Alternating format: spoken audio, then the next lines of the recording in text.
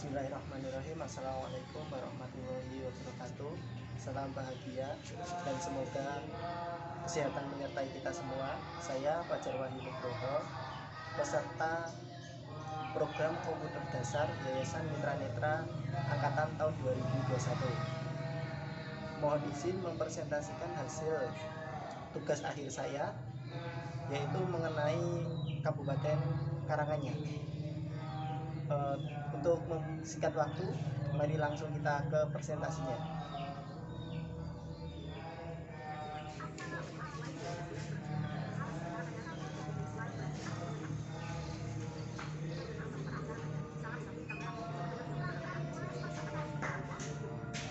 Mengenal Kabupaten Karanganyar, salah satu kabupaten di Jawa Tengah yang terkenal akan destinasi wisatanya. Kesejukan hawa pegunungan, hijaunya pepohonan yang memberikan keteduhan, membawa kedamaian hati bagi siapa saja yang menikmatinya. Itulah gambaran yang mewakili kedamaian Kabupaten Karanganyar.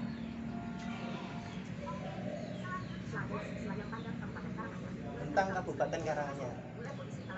Kabupaten Karanganyar itu sendiri merupakan salah satu daerah atau kabupaten yang berada di samping timur kota Solo. Letak Karanganyar ini sendiri berbatasan dengan sebelah timurnya Karanganyar itu berbatasan langsung dengan Kabupaten Ngawi dan Kabupaten Magetan, Jawa Timur. Sebelah utaranya berbatasan langsung dengan Kabupaten Sragen, dan sebelah selatannya berbatasan langsung dengan Kabupaten Wonogiri dan Sukoharjo, sedangkan sebelah barat berbatasan langsung dengan Kota Solo dan Kabupaten Boyolali. Kabupaten Karanganyar didominasi oleh dataran tinggi atau pergunungan. Karena kondisi reliefnya yang kebanyakan dataran tinggi, maka tentu akan banyak objek wisata yang ada di Karanganyar.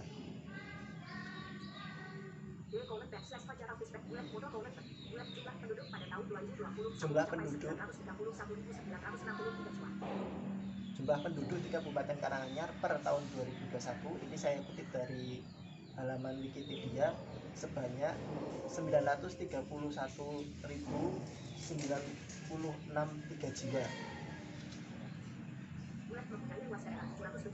Luas daerahnya 773,8 km dengan 17 kecamatan dan 117 kelurahan. Moto Kabupaten Karanganyar yaitu tentram, tenang, teduh, rapi, dan makmur. Visi misi Kabupaten Karanganyar akan disampaikan oleh Bupati Karanganyar sebagai berikut.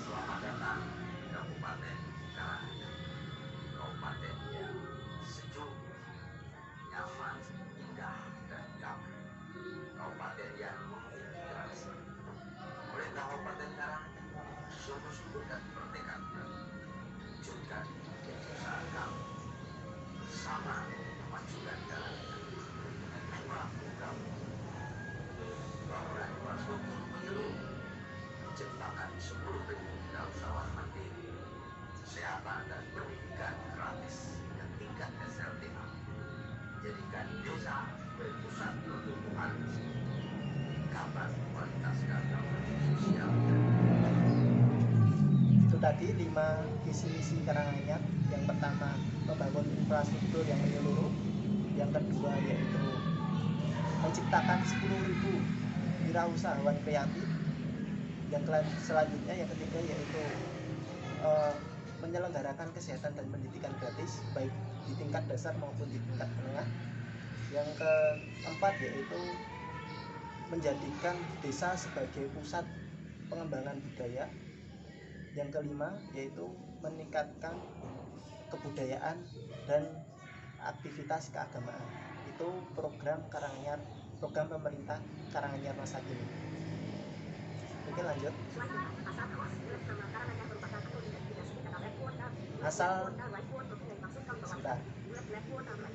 Asal kata Karanganyar atau asal nama Kabupaten Karanganyar itu diambil dari 3 suku kata, Karang, dan Anyar.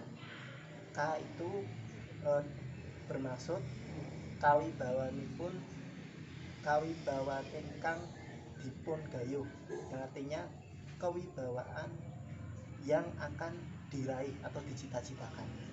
Yang kedua rang itu dari kata rangkepanipun lahir dan batin ulung lan wahyunipun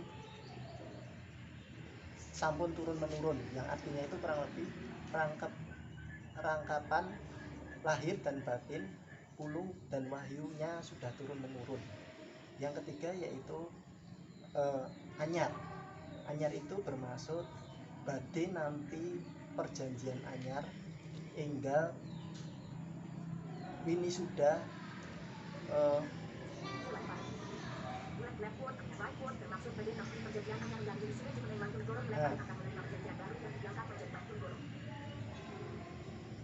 badhe nampi perjanjian anyar enggal wini sudah jumeneng Mangkunegaran 1, atau artinya akan mendapatkan perjanjian anyar, yaitu menetapkan sebagai Mangkunegaran 1. Itu arti dari kata Karanganyar.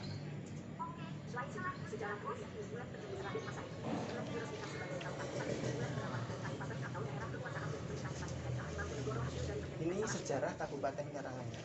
Kabupaten Karanganyar menurut sejarahnya itu ada dua versi. Yang pertama yaitu versi tradisional, yang kedua versi historiologi atau ilmu ditinjau dari ilmu sejarah. Tapi secara umum Kabupaten Karanganyar itu namanya atau pendiriannya dicetuskan oleh Raden Masaid yang sering dikenal dengan Sambernyawa, yaitu seorang raja di kerajaan Mangkunegaran Solo. Menurut versi tradisional atau sejarah yang disampaikan oleh masyarakat, legenda yang berasal dari cerita-cerita masyarakat menceritakan bahwa Karanganyar itu terbentuk karena dulu ada namanya Ki Ageng Karang. Ki Ageng Karang adalah istri dari Pangeran Diponegoro, tapi ini bukan Pangeran Diponegoro yang pejuang itu, bukan. Pangeran Diponegoro yang berasal dari Kasunanan Surakarta. Namanya sama, tapi orangnya berbeda dengan Diponegoro yang sebagai pejuang pahlawan pejuangan itu, bukan. Nah, Ki Ageng Karang ini sendiri itu ceritanya karena Kasunanan Surakarta mendukung kepada Belanda, Ki Ageng Karang ini keluar dari kerajaan. Dia mengasingkan diri di dukuh kecil yang bernama Karang. Nah, ketika pengasingan itu dia melakukan pertapaan, dan dalam pertapaan itu dia mendapatkan wangsit, cara-caranya seperti itu, akan didatangi oleh seorang pria yang kelak akan menjadi raja di daerah tersebut. Singkat cerita, akhirnya ada seorang pria datang ke dukuh tersebut dan bertemu dengan Ki Ageng Karang. Nah, dari pertemuan inilah Ki Ageng Karang yakin bahwa dia nanti yang akan ditemui itu akan menjadi raja di daerah tersebut. Nah, yang ditemui itu ternyata adalah Pangeran Sambernyawa atau Raden Masaid. Kemudian dari pertemuan itulah Raden Masaid mulai menyusun rencana dan membangun kekuatan untuk melawan Belanda dan melakukan gerilya atau perjuangan secara diam-diam supaya mendapatkan kekuasaan selain dari kerajaan Kasunanan Surakarta, karena kerajaan Kasunanan Surakarta sudah berpihak terhadap Belanda. Makanya Raden Masaid ingin mendirikan kerajaan yang merdeka, yang tidak berpihak dengan Belanda. Nah, Karanganyar ini adalah salah satu tempat gerilya atau wilayah yang dulunya untuk perjuangan Raden Masaid merebut kekuasaannya. Seperti itu. Karanganyar sendiri diresmikan pada tanggal 18 November tahun 1917 1917 melalui Rijksblad Mangkunegaran, yaitu pada zaman itu dipimpin oleh Raden Kanjeng Pangeran Aryo Mangkunegaran VII. Diresmikan melalui undang-undang kerajaan yang disebut Rijksblad itu tadi, nomor 37. Nah, di Rijksblad itu menyatakan bahwa Mangkunegaran mempunyai 2 kabupaten dan salah satu kabupatennya yaitu Karanganyar. Terus ini kita menuju versi yang historiologi atau versi ilmu sejarahnya. Menurut ilmu sejarahnya, Kabupaten Karanganyar didirikan karena adanya Perjanjian Solo Tigo. Perjanjian Solo Tigo itu di tahun 1757 yang membagi 2 wilayah kekuasaan di kota di wilayah Solo dan sekitarnya. Dulu kan daerah itu Solo dan sekitarnya itu hasil perjanjian Briandi diserahkan ke Kerajaan Kasunanan Surakarta, sedangkan di Jogja itu Kesultanan Yogyakarta. Nah, dari Kasunanan Surakarta ini dibagi menjadi 2, Kasunanan Surakarta dan Mangkunegaran. Nah, karena perjanjian Solo Tigo inilah, wilayah Surakarta dibagi menjadi 2 kekuasaan. Yang pertama kekuasaan Kesultanan Surakarta dan Kerajaan Mangkunegaran.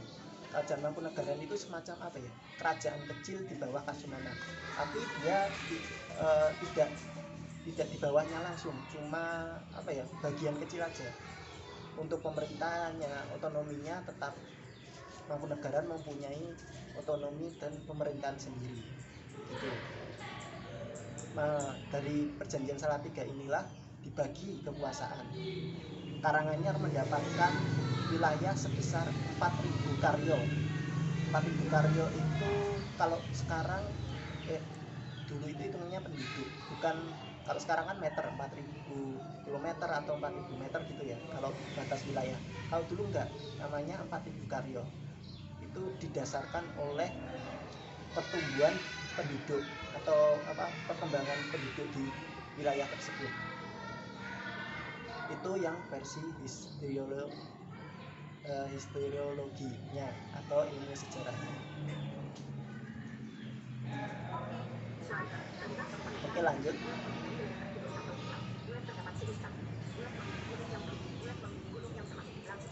Nah, kenapa saya ingin mempresentasikan mengenai Kabupaten Karanganyar? Karena Karanganyar memiliki keunikan tersendiri yang mungkin di daerah-daerah lain jarang ditemukan atau bahkan tidak ditemukan. Keunikannya diantaranya yang pertama yaitu Karanganyar itu memiliki wilayah enklave atau wilayah yang terputus. Maksudnya biasanya kan ada zona ekonomi eksklusif. Nah, Karanganyar itu mempunyai namanya wilayah ekonomi eksklusif atau WEE gitu. Disebut juga dengan wilayah enklave.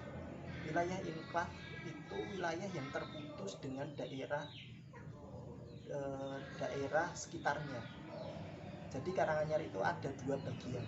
Yang pertama bagian kota di timur kota Solo, dan yang kedua bagian barat di barat kota Solo, yaitu Kecamatan Colomadu. Nah, di Kecamatan Colomadu inilah saya tinggal. Kenapa bisa terputus? Karena tidak ada satu tempat pun yang menghubungkan antara Karanganyar kota dan Kecamatan Colomadu. Kecamatan Colomadu ini satu-satunya kecamatan di Karanganyar yang tidak mempunyai hubungan sama sekali dengan kota Karanganyar. Jadi wilayahnya terputus, dibelah di tengah-tengahnya mereka itu ada kota Solo. Ada kota Solo di tengah-tengahnya dan tidak ada daerah yang menghubungkan. Itu namanya wilayah enklave. Saya tidak tahu ya kenapa bisa terjadi seperti itu. Tapi unik menurut saya, karena di daerah lain itu biasanya kan walaupun daerahnya besar tapi nggak ada yang terputus. Mungkin besar tapi ada sambungannya gitu loh. Tapi di Karanganyar itu tidak. sama sekali antara Colomadu dan Karanganyar pusat pemerintahan itu nggak ada sambungannya sama sekali. Itu uniknya Karanganyar. Yang kedua yaitu mempunyai candi yang unik. Di Karanganyar banyak sekali candi peninggalan kerajaan Majapahit seperti Candi Suku dan Candi Cetro. Nah, candi-candi itu berbeda dengan candi-candi yang lain. Perbedaannya apa nanti akan saya presentasikan di slide berikutnya. Yang ketiga yaitu keunikannya di Karanganyar ada namanya Gunung Lawu. Gunung Lawu ini adalah salah satu gunung yang dikeramatkan di wilayah Surakarta dan sekitarnya. Bahkan setiap satu suro atau setiap pergantian tahun Jawa, satu Muharram kalau bahasa Arabnya, apa itu tahun Arabnya, itu di kerajaan Solo dan Jogja, Kasunanan Surakarta dan Kesultanan Yogyakarta akan mengadakan tradisi namanya Wilujengan dan Caos Sesaji. Nah, ini adalah upacara untuk mensyukuri atas nikmat-nikmat yang telah diberikan dengan upacara pemberian sesaji. Biasanya dilakukan di tempat sekawan atau tempat penjuru. Nah, Gunung Lawu adalah merupakan salah satu kiblat sekawan, salah satu tujuan yang diadakan upacara tradisi Wilujengan dan Caos Sesaji itu sendiri. Makanya menurut saya ini adalah keunikan Karanganyar tersendiri. Di daerah lain pun mungkin tidak ada. 4 kiblat sekawan itu hanya ada di Gunung Lawu, Gunung Merapi, terus pantai selatan, sama hutan Kerdowahono. Itu saja. Saking sakralnya Gunung Lawu di kalangan keraton dan masyarakat Surakarta, di Gunung Lawu ini banyak sekali makam-makam para raja kerajaan di Kota Solo maupun Yogyakarta. Di Karanganyar juga ada makam presiden kita yang kedua yaitu Soeharto. Ada Astana Giri Bangun, Astana Mengadek, Astana Giri Layu dan sebagainya. Banyak sekali makam-makam bangsawan dan raja-raja di daerah Solo dan Yogyakarta yang dimakamkan di Gunung Lawu ini sendiri. Gunung Lawu memang terkenal keramatnya. Mungkin banyak yang sudah tahu akan mitos-mitos dan kesakaran Gunung Lawu itu sendiri. Ini mungkin banyak dimiliki daerah lain, gunung-gunung keramat, tapi gunung keramat yang untuk upacara keraton salah satunya adalah Gunung Lawu.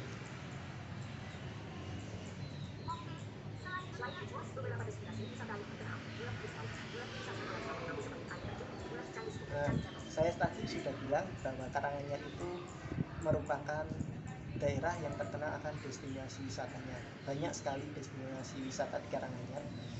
Contohnya seperti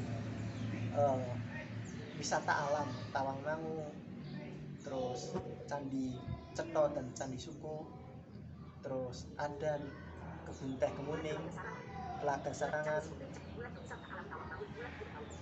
Gunung Lawu, dan masih banyak lagi.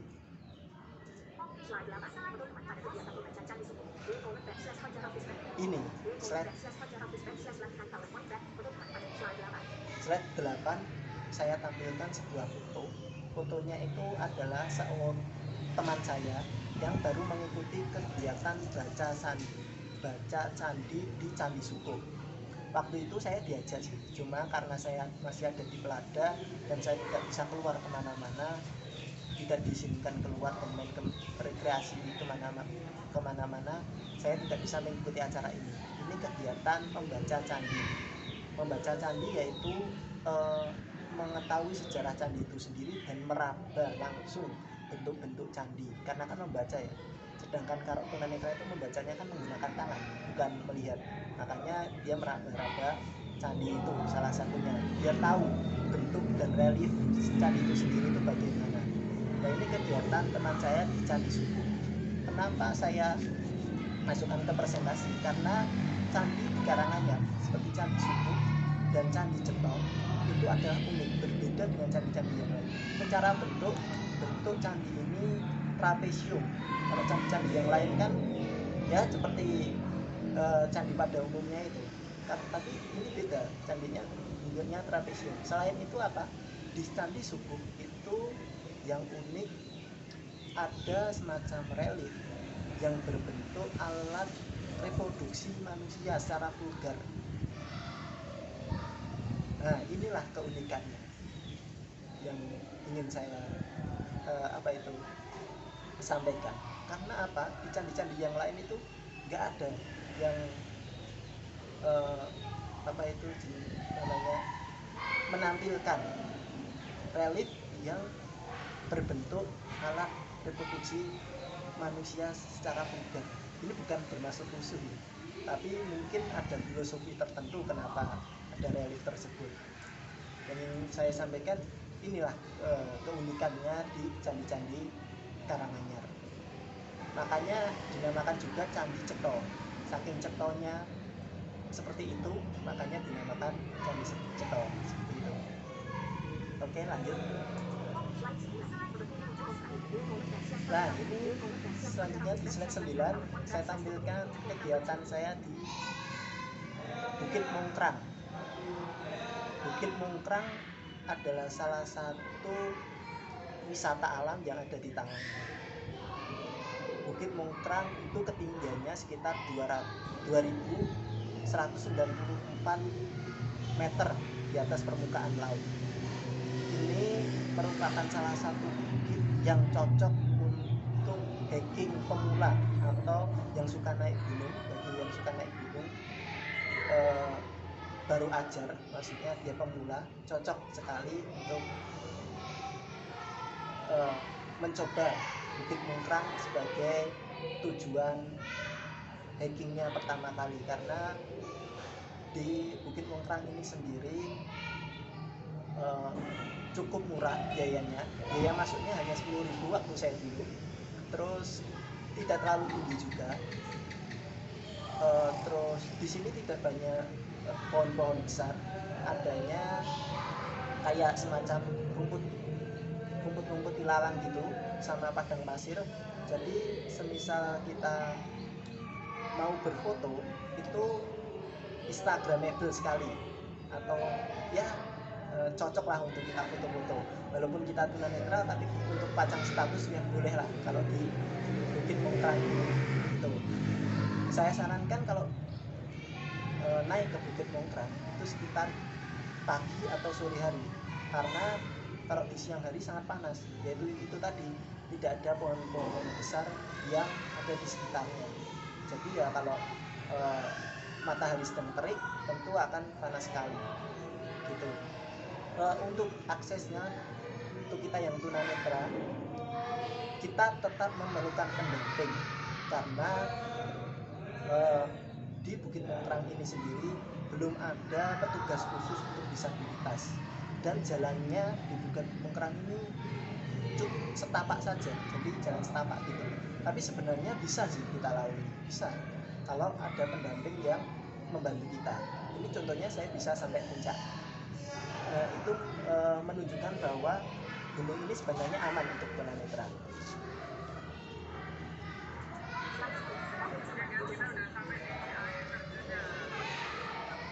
Selanjutnya adalah Grojogan Sewu. Ini saya tampilkan MP3 keseruan ketika saya rekreasi dengan teman-teman di Grojogan Sewu tahun 2020 bulan Januari.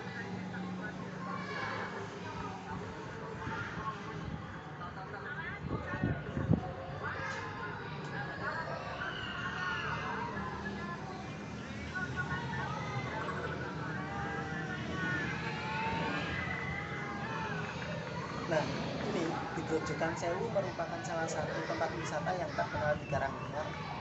kenapa dinamakan Grojogan Sewu? Ada yang mengatakan karena ketika kita mau menuju ke grojokannya kita harus melalui tangga sebanyak 1000. Tapi ada juga yang mengartikan bahwa saking derasnya grojokannya itu atau air terjunnya, maka disebutnya air terjun Grojogan Sewu atau air terjun yang 1000 air mengalir seperti itu. Di wisata alam Tawangmangu ini sebenarnya kalau untuk tunanetra sendiri karena sekali lagi di kawasan pegunungan itu aksesnya beda ya sama di kota-kota. Kita harus memerlukan pendamping untuk rekreasi di sana karena ada medan-medan yang cukup membuat kita terkaget, dan jika kita tidak hati-hati akan terpleset dan akan terjatuh. Tapi kalau misalnya ada pendamping, saya kira aman-aman saja. Gitu.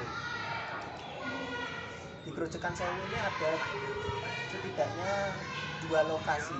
Pertama Grojogan Sewu itu sendiri, kita bisa bermain air di situ, walaupun tidak bisa mendekat di grojokannya secara langsung ya. Kita hanya bisa di sekitarnya saja, ada pembatasnya di situ. Ini saya pernah di bawah grojokan itu sendiri. Airnya cukup dingin, cukup menyegarkan.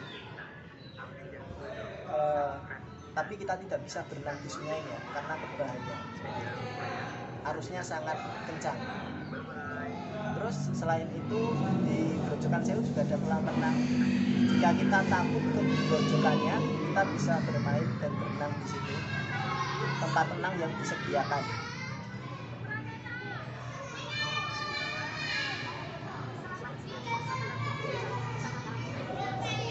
Oke, kalau tadi kita membicarakan mengenai wisatanya, nah sekarang kita akan membicarakan tentang makanan yang sering dicari di tempat wisata. Karanganyar itu tidak mempunyai makanan khas, tapi ada makanan-makanan yang terkenal di wisata-wisata Karanganyar, seperti sate kelinci, sate landak, molen Tawangmangu, dan durian matese. Sate kelinci, sate landak ini kalau kita ke Karanganyar pasti akan menemukan banyak pedagang di sana. Dan rasanya saya kira dengan sate kelinci di daerah lain itu berbeda, karena di sini sate kelincinya itu ya namanya sate seperti biasa, bumbunya pakai bumbu kacang, terus ada kecapnya juga, dan uniknya itu biasanya dimakannya menggunakan daun pisang. Terus ada juga namanya molen Tawangmangu. Molen itu seperti roti tapi dalamnya pisang yang digoreng. Nah, kalau molen-molen biasanya besar dan berbentuk lonjong gitu ya. Kalau di Tawangmangu ini molennya kecil-kecil, berbeda dengan bentuk-bentuk molen pada umumnya. Selain itu ada namanya durian Tawangmangu, durian metese. Durian metese ini duriannya teksturnya besar gitu dan sangat manis. Ini sering dicari wisatawan di daerah ketika kita naik mau ke Tawangmangu atau daerah metese.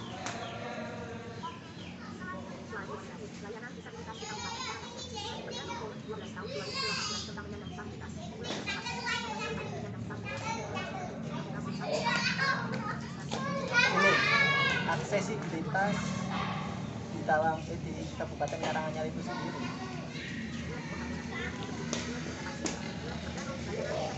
Maaf, sebelumnya saya akan membahas tentang pelayanan disabilitas di Kabupaten Karanganyar. Di Kabupaten Karanganyar sebenarnya pemerintahnya sudah mendukung dan ramah akan disabilitas. Dibuktikan dari dibentuknya Perda Peraturan Daerah Nomor 12 Tahun 2018 tentang penyandang disabilitas. Ini turunannya Undang-Undang Nomor 8 Tahun 2016. Selain itu, di Karanganyar sendiri untuk layanan disabilitas ada namanya Sistem Informasi Terpadu Penyandang Disabilitas. layanan ini digunakan untuk ketika kita mau mengurus administrasi, terus mencari info bantuan sosial, terus mencari layanan publik bisa melalui sistem informasi terpadu penyandang disabilitas Karanganyar ini sendiri. Yang selanjutnya di Karanganyar ada tim advokasi difabel untuk mengadvokasi kita disabilitas ke semua pihak, baik ke pemerintah maupun ke pihak-pihak terkait. Selain itu Karanganyar sendiri secara infrastruktur di layanan-layanan publiknya cukup akses, banyak saya temukan body block, terus tangga tapi yang bisa untuk kursi roda itu, terus ada kayak semacam petugas yang disediakan khusus ketika kita tiba atau di tempat-tempat pemerintah untuk membantu kita ketika melakukan aktivitas itu di pusat kotanya sih. Kalau di tempat saya di Colomadu itu belum ada, hanya di pusat-pusat kota saja.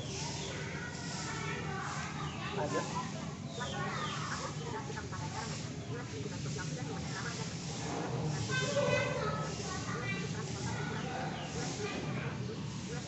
Ini aksesibilitas di Karanganyar sendiri secara infrastruktur seperti saya yang jelaskan tadi cukup mendukung. Lingkungannya, lingkungan sosial sudah sangat ramah. Jadi kalau misalnya mau main ke Karanganyar jangan khawatir, orangnya sangat ramah-ramah dan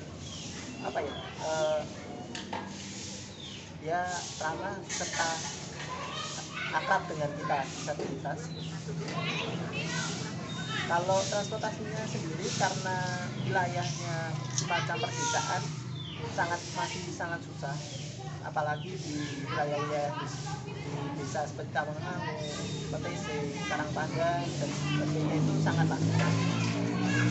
Kalau di pusat kotanya cukup mudah, banyak sekali bis maupun angkutan kota, tapi untuk kita menuju ke desa-desanya itu kita harus memerlukan transportasi sendiri, nganter atau gimana gitu. Intinya masih sangat susah kalau transportasi. Terus belum banyak sekolah inklusi juga di sana, adanya SLB, belum ada perpustakaan khusus untuk disabilitas. Itu sekilas tentang aksesibilitas Karanganyar. Ini saya tampilkan kegiatan saya ketika pelepasan Peparnas kemarin. Ini merupakan salah satu bentuk kepedulian pemerintah Karanganyar terhadap disabilitas dengan memberikan dengan memperhatikan ketika kita mau lomba baik di tingkat nasional maupun di tingkat daerah, pemerintah Karanganyar sangat memperhatikan. Salah satunya ini, setiap kita lomba dilepas, jarang loh ada kalau di daerah sini itu daerah-daerah lain belum tentu yang mau melepas seperti ini. Paling mau melepas cuma sekedarnya, tapi Karanganyar ini sangat memberikan perhatian khusus kepada kita. Tidak hanya untuk olahraga, di bidang-bidang lain pun seperti itu. Sering mengadakan acara Hari Disabilitas Internasional dan acara-acara disabilitas lainnya.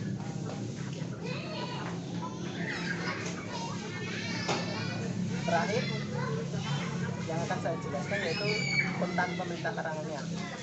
Jadi, mungkin presentasi ini kurang jelas atau bagaimana, dan ada yang mau mencari informasi mengenai Kabupaten Karanganyar itu sendiri, bisa langsung kunjungi beberapa kontak pemerintah Karanganyar sebagai berikut. Yang pertama itu website Karanganyar, website resmi pemerintah di www.karanganyarkap.go.id.